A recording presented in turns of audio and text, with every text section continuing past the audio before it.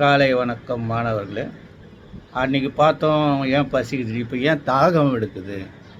தாகம் எடுக்கிறதுக்கு காரணம் தண்ணீர் குடிக்காமல் 5-6 நாள் தான் வாழ முடியும், இல்லைன்னா இறந்து போயிடும். அடுத்தது என்னென்னா, நமக்கு நம்ம உடம்பு உடம்பில் இருக்கிற பல பகுதிகளிலும் ரத்தத்துலேயும் தண்ணீர் தேவைப்படுகிறது, இருக்கிற தண்ணீர் குறையுதுன்றது தெரிவிக்குது அப்படின்றாங்க. இது நம்ம ரத்தத்தில் இருக்கிற உப்பு சக்தி.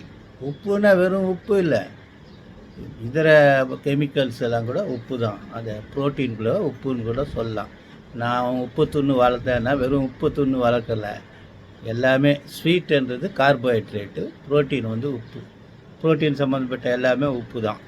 அந்த விட்டமின் கூட சில நேரத்தில் உப்பில் வரும். அந்த உப்பு குறையும் போது, அதிகமாகும்போது நமக்கு அதை தண்ணீர் ஊற்றி அதை டைல்யூட் பண்ணுறதுக்காக தாகம் எடுக்குது.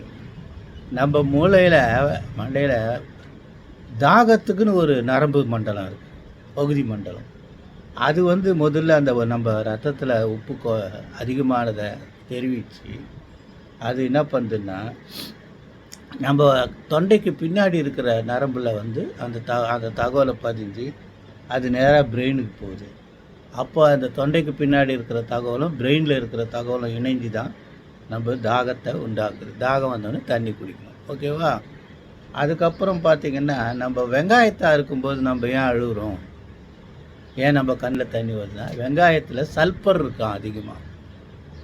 அதனால் அந்த வெங்காயத்தை அறுக்கும்போது அந்த சல்பர் இருக்கிற நாற்றமும் அதில் இருக்கிற அந்த ஆவியும் நம்ம கண்ணில் பட்டு கண் இமைச்சு கண்ணில் தண்ணீர் கொட்டி அது தன்னை காப்பாற்றுது. அதனால் வெங்காயம் வெட்டும்போது நம்ம அழுகிறோம்.